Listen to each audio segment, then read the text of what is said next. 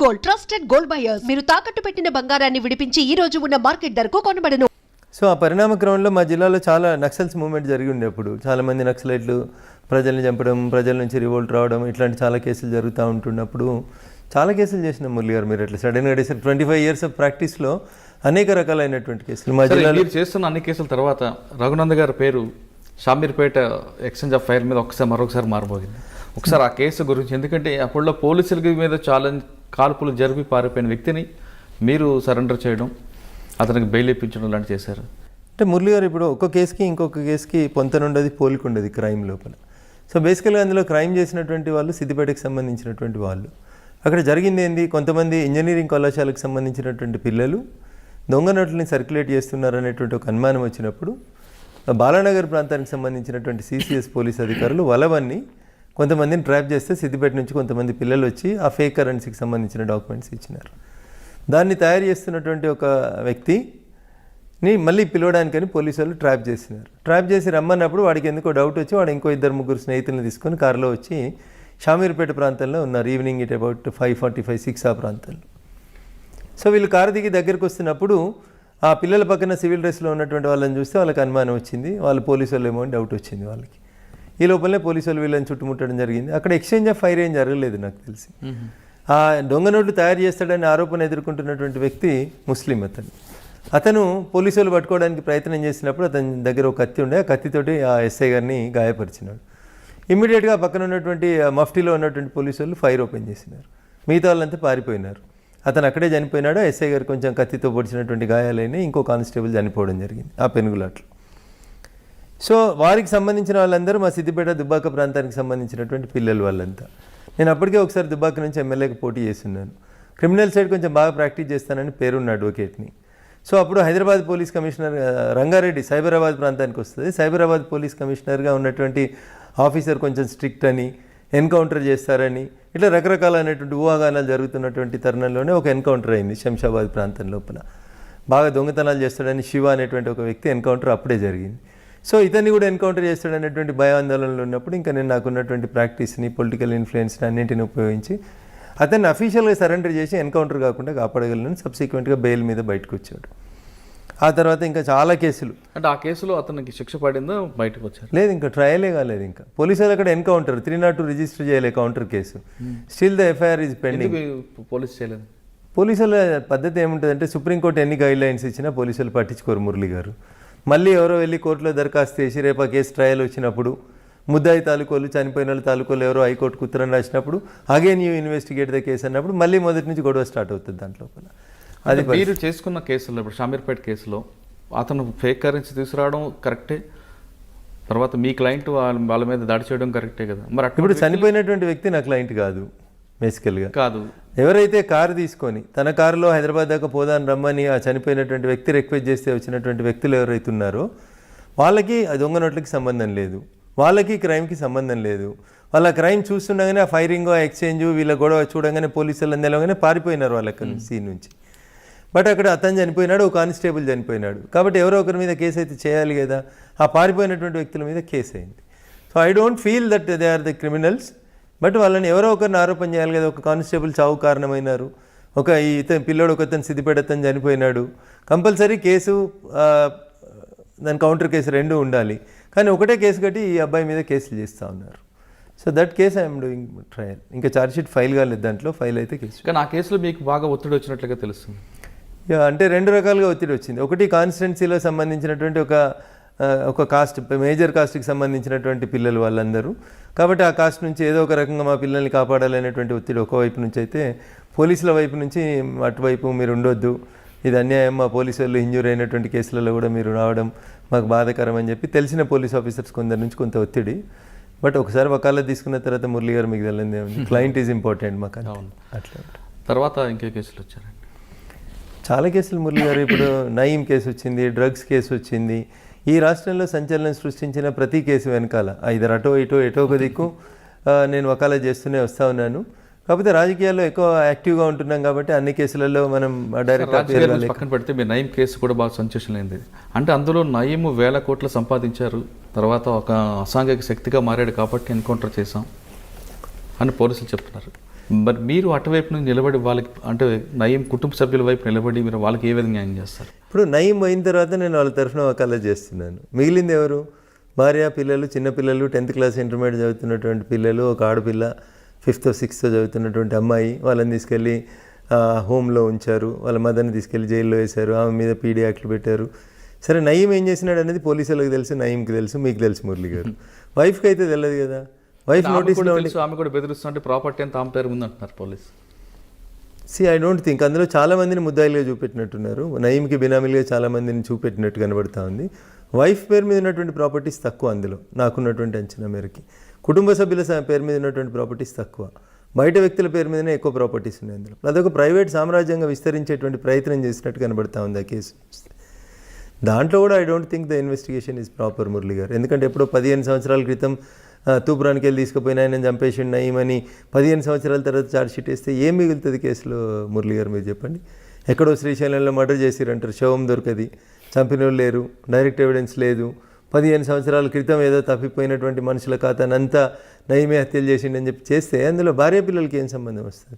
How you will establish the crime? మీరు ఆమె వైపు నిలబడినా సరే పోలీసులు ఆమెకి మళ్ళీ ఆ కేసుతో పాటు చాలా కేసులు అరెస్ట్ చేయడం, రిపీట్గా అరెస్ట్ చేస్తున్నారు. మరి ఆమెకి ఎక్కడ న్యాయం జరిగినట్లు అనిపిస్తుంది? ఇప్పుడు ఒక దశలో మేము దాంట్లో హైకోర్టును మూవ్ చేయాలనుకున్నాం. ఇప్పుడు ఒక కేసులో అరెస్ట్ చేస్తారు, బెయిల్ తీసుకోగానే మళ్ళీ ఇంకో కేసులో అరెస్ట్ చేస్తారు. ఒక 100 కేసులు ఆమె మీద నేరం ఆరోపించబడితే మురళి గారు, పోలీసు వాళ్ళు ఆలోచించాల్సింది ఏంటంటే, ఒకటే క్రైమ్కి సంబంధించి లేదా ఒకటే కుటుంబానికి సంబంధించి మీ దగ్గర 100 కేసులు ఉన్నాయి. ఒక కేసులో అరెస్ట్ అయినప్పుడు మిగతా కేసులలో కూడా పీటీ వారెంట్లు వేస్తే అయిపోతుంది కదా. ఆమెను ఇప్పటికి 4 సార్లు అరెస్ట్ చేసినారు. ఒకసారి పీడీ కేసు పెట్టినారు, పీడీ కేసుని హైకోర్టు కొట్టేసింది, ప్రివెంటివ్ డిటెన్షన్ కేసుని. సో కాబట్టి ఆ కేసు లోపల పోలీసు వాళ్ళు ఎందుకు నయీంను పెంచినారు, పోలీసు వాళ్ళు నయీం తోటి మంచి చేయించినారా, చెడు చేయించినారా, నయీం అవసరం పోలీసులకు ఎంతసేపు ఉంది అనేది పోలీసులు, ఆయనతో పనిచేసిన పోలీసులు కానీ లేదా ఆయనతో పని చేయించిన పోలీసు అధికారులకు కానీ బాగా తెలిసి ఉంటుంది మురళి గారు. ఆయన పోయిన తర్వాత ఆయన భార్య కూడా ఆ క్రైమ్లలో ముద్దాయి అని చెప్పి పెట్టడాన్ని నేను అపోజ్ చేస్తూ ఉన్నాను. మిగతా గ్యాంగ్స్టరు, మిగతా వాళ్ళు ఉన్నారు, నక్సలైట్లు ఉన్నారు, లొంగిపోయిన నక్సలైట్లు ఉన్నారు, ఇతరులు ఉన్నారు అంటే అది వేరే అవుతుంది మురళి గారు. కుటుంబ సభ్యులు, ఇంటర్మీడియట్ చదివే కొడుకో, 7th క్లాస్ చదివే కూతురో, లేకపోతే ఏం తెలియని అమాయకులైనటువంటి వైఫ్నో సిస్టర్నో క్రైమ్లో ఇన్వాల్వ్ చేయడం సరైంది కాదండి. అంటే మీరు అన్నట్లుగా నయీం బతుకున్నప్పుడు ఎక్కడ కూడా నయీం వైఫ్ కానీ తమ్ముళ్ళు కానీ ఎవరు కూడా బెదిరిస్తున్నట్లు కానీ స్క్రీన్ మీద రాలేదు. కానీ చనిపోయిన తర్వాత నయీం వైఫ్, నయీం బావ, నయీం చెల్లు బెదిరిస్తున్నారంటూ వాళ్ళని పదే పదే అరెస్ట్ చేయడం ఎంతవరకు కరెక్ట్ అంట? ఇప్పుడు ఏం చేయాలో తెలియక తప్పనిసరి పరిస్థితులలో ఎవరినో ఒకరిని ముద్దాయం చేయడం తప్ప ఏం లేదు అందులో మురళి గారు. కానీ వాళ్ళకి మానసిక క్షోభ ఉంటుంది కదా. అదే చెప్తా ఉన్నాను నేను మీకు. అక్కడ వాళ్ళు నష్టపోతూ ఉన్నారు తప్ప నయీం బతుకున్నప్పుడు జరిగినటువంటి నేరాలు ఏమైనా ఉంటే వాటి మీద నయీం బాధ్యుడు అవుతాడు. నయీంతో పాటు ఇంకెవరైనా క్రైమ్ చేసి ఉంటే వాళ్ళు బాధ్యులు అవుతారు. ఆయన పోయిన తర్వాత ఆయన కుటుంబ సభ్యుల్ని అరెస్ట్ చేయడం అనేది అన్యాయం. అందులోపల చెల్లె చేసింది, అక్క చేసింది, చెల్లెకి నడవరాదు, అక్కకు పరిగెత్తరాదు, తమ్ముడు లేనే లేడు, తమ్ముడిని నక్సలైట్లే చంపేసినారు. ఇంకేముంటుంది అక్కడ కేసులో? ఏం బలం? 84 years ఉన్న ముసలిని కూడా తెచ్చి రిమాండ్ చేసుడు, దానివల్ల ఏం సాధించగలుగుతారు మురళి గారు? వాళ్ళ మీద మీరు పిటిషన్ వేయచ్చు కదా. వేస్తూ ఉన్నాం కానీ కోర్టులు కూడా నయీం కేసు అనేసరికి కొంచెం మీకు తెలుసు కదా మురళి గారు, భయపడతా ఉంటారు, ఓపిక వినాలంటారు, టైం తీసుకోండి అంటారు. ఒక్కొక్క బెయిల్ పిటిషన్ రావడానికి 3 నెలలు 6 నెలలు పడతా ఉంది. గొప్పతనం ఏంటంటే మన పీడీ కేసులన్నీ కొట్టేయడం జరిగింది హైకోర్టు. దట్ ఈస్ మరొకసారి నయీం తెరపైకి వచ్చాడు. నయీం సంబంధించిన 1000 కోట్ల ఆస్తులు ఉన్నాయి.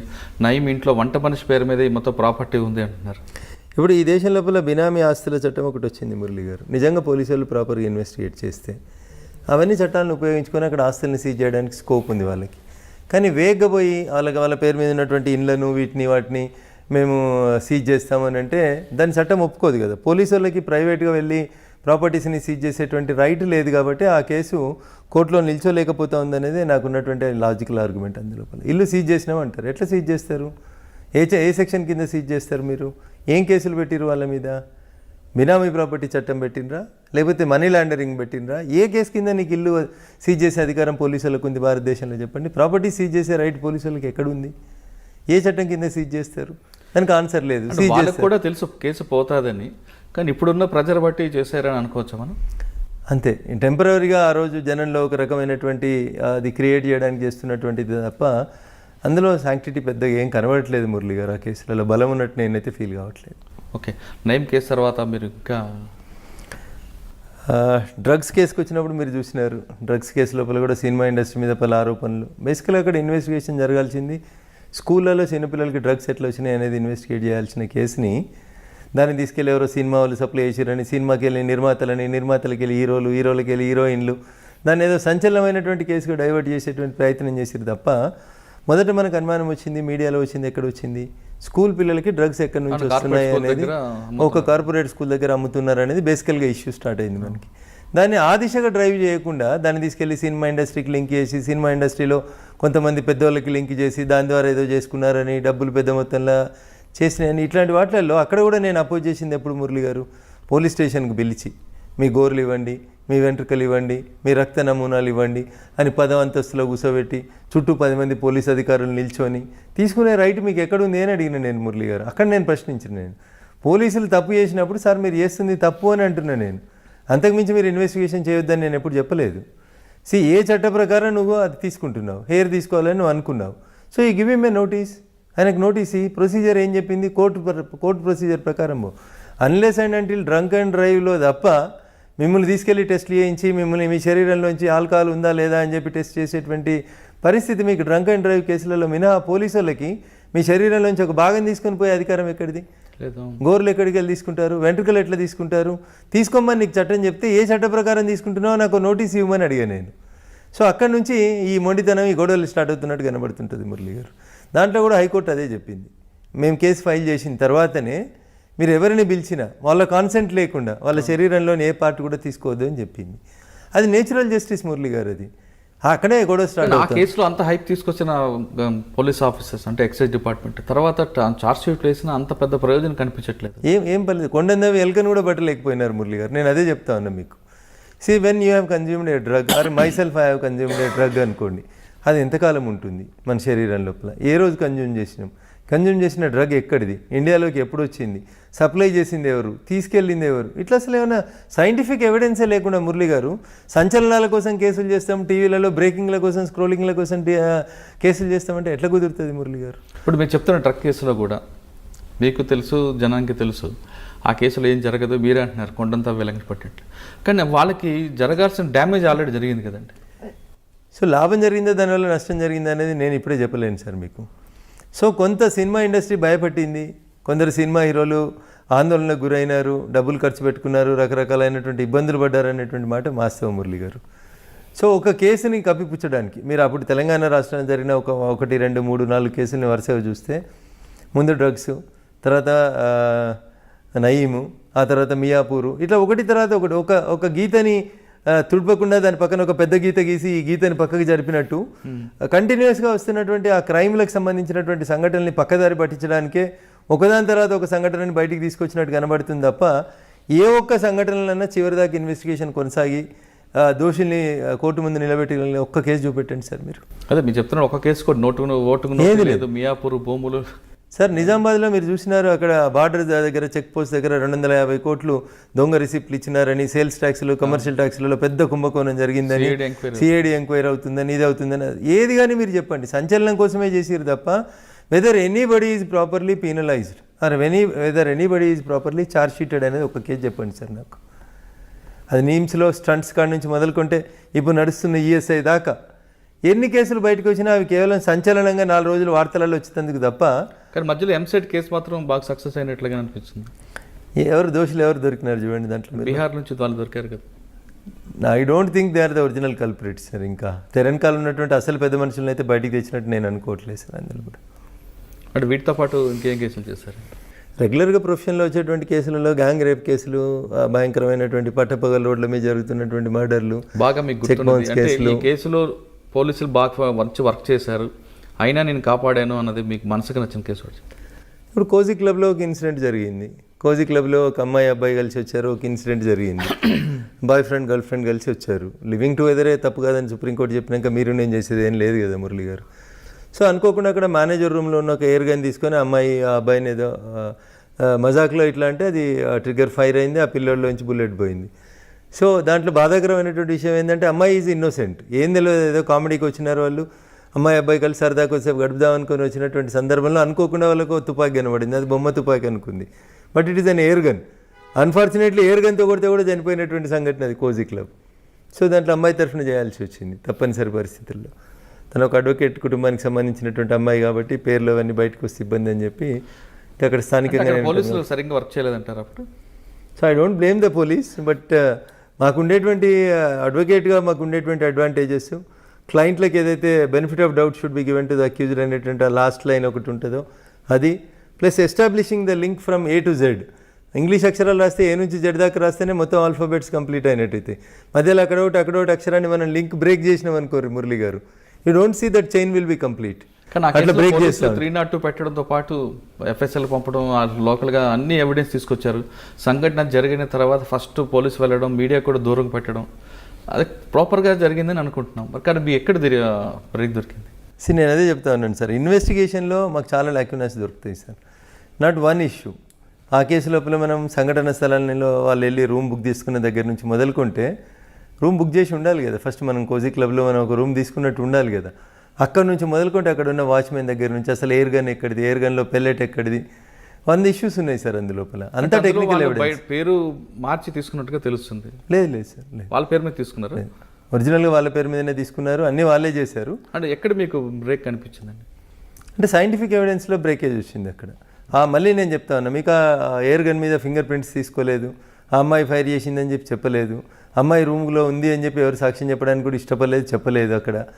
సో ఇవన్నీ సో మెనీ ఇష్యూస్. వాళ్ళ పేరెంట్స్ కూడా కోర్టుకి ప్రతిసారి కంప్లైంట్ చేసేవాళ్ళు, చనిపోయిన అబ్బాయి వాళ్ళ పేరెంట్స్, అమ్మాయి చంపలేదు వేరే వాళ్ళు చంపినారు, ఆ కేసుని ఆ దిశలో ఇన్వెస్టిగేట్ చేయండి అనేది వాళ్ళు రకరకాల కంప్లైంట్స్ పెడుతూ వచ్చినారు. ఫ్యామిలీ ఒకవైపు రావడం కూడా ప్లస్ అవుతుంది అంతే. ఆరోపణ అంతా వాళ్ళు వేరే వాళ్ళ మీదకి పోతుంది. అసలు నా కొడుకు అమ్మాయి ఎవరో తెలియదు, అమ్మాయికి చంపాల్సిన అవసరం ఏమొచ్చింది, నా కొడుకుని చంపిన వాళ్ళు వేరే వాళ్ళు, పోలీసు వాళ్ళు కావాలని ఎవరు అమాయకురాలైనటువంటి అమ్మాయి మీద పెడుతున్నారు. This is the version of the parents of the diseased. So అట్లా కొంత నాకు మోరల్గా సపోర్ట్ దొరికింది ఆ కేసు లోపల. ఓకే, వాటి తర్వాత ఇంకా మంచి కేసులు చెప్పండి. అన్నీ మంచి అంటే వినడానికి అందరికీ ఇబ్బంది కలిగించే కేసులాగానే ఉంటాయి మురళి గారు. ఒకటి చెప్పండి. సో మాకు ప్రొఫెషన్ పరంగా ఇంట్రెస్టింగ్ అనిపిస్తూ ఉంటాయి, కానీ మిగతా అన్నీ అదర్వైజ్ కొంచెం ఇబ్బందికరమైనటువంటి కేసులే. సమాజంలో పేరున్నటువంటి వ్యక్తులకు సంబంధించినటువంటి కేసులు, ఇంకా వాళ్ళ కుటుంబాలు వాళ్ళ పేర్లు చెప్పడం వల్ల కొంత కుటుంబాల పేర్లు చెప్పకుండా ఇన్సిడెంట్ చెప్పేస్తే మీకు వచ్చేస్తుంది అది ఎవరు ఏంది అనేది. అది కాకుండా అంటే పోలీసు వైఫల్యం ఎక్కడ కనపడుతుంది? మీరు ఇందాక ఫస్ట్లో మాట చాలా కేసులు. ఇప్పుడు ఒక ప్రముఖ టీవీ ఛానల్కి సంబంధించినటువంటి యజమాని ఒక రోడ్డు ప్రమాదంలో చనిపోయిందని, హత్య చేసిరని రకరకాలైనటువంటి ఇష్యూస్ విన్నారు మీరు. దాంట్లో ఏం జరిగింది మళ్ళీ మీకు ఫైనల్గా వచ్చేసరికి? ఆంధ్రప్రదేశ్ పోలీసు వాళ్ళు ఏం చేసారు, తెలంగాణ పోలీసు వాళ్ళు ఏం చేసిండ్రు, అసలు నిందితులు ఎవరు, ఎవరిని తీసుకొచ్చినారు, ఎప్పుడు వచ్చింది, అది కూడా మీరు గమనించినారు. ఒక టీవీ ఛానల్ యజమానికి సంబంధించినటువంటి కేసులో ఇట్లా చాలా కేసులు. జూబ్లీహిల్స్లో మర్డర్ చేసి తీసుకొచ్చి నందిగామలో పడేయడంతో ఆంధ్రప్రదేశ్ పోలీసులు తెలంగాణకు షిఫ్ట్ చేశారు. ఇప్పుడు ప్రాపర్ ఇన్వెస్టిగేషన్ జరుగుతుంది అనుకోవచ్చు కదా?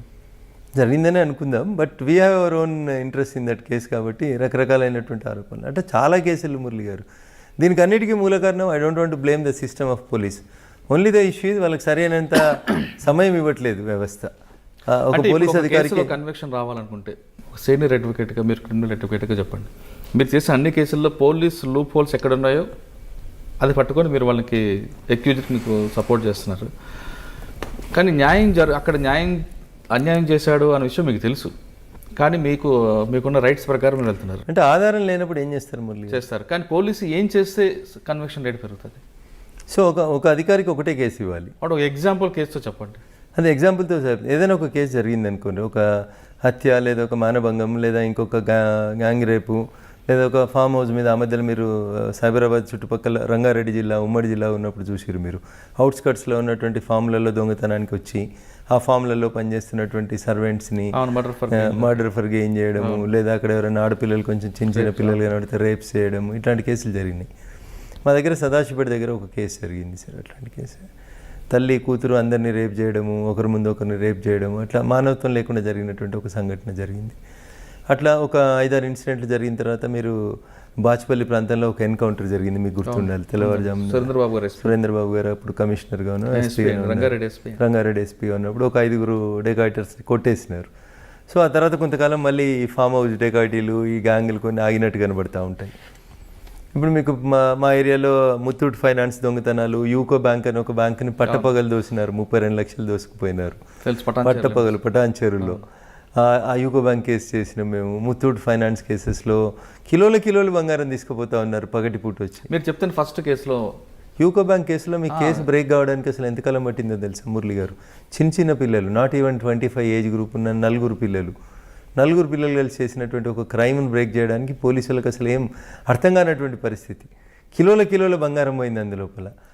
అసలు ఆ లాకర్లో ఉన్నటువంటి మొత్తం అవును. కస్టమర్స్ పెట్టుకున్నటువంటి బంగారం సంచులు కట్టుకొని ఎత్తుకొని పోయినారు వాళ్ళు. అందులో పోలీసులు కూడా ఆరోపణలు ఎదుర్కొన్నారు. మొత్తం రికవరీ చేసినారు, కానీ కొంత బంగారమే కోర్టులో పెట్టినారు, మిగతా అంతా ఏదో పంచుకున్నారు. ఇట్లా రకరకాలైనటువంటి ఆరోపణలు వచ్చినటువంటి సందర్భం చూసినాం.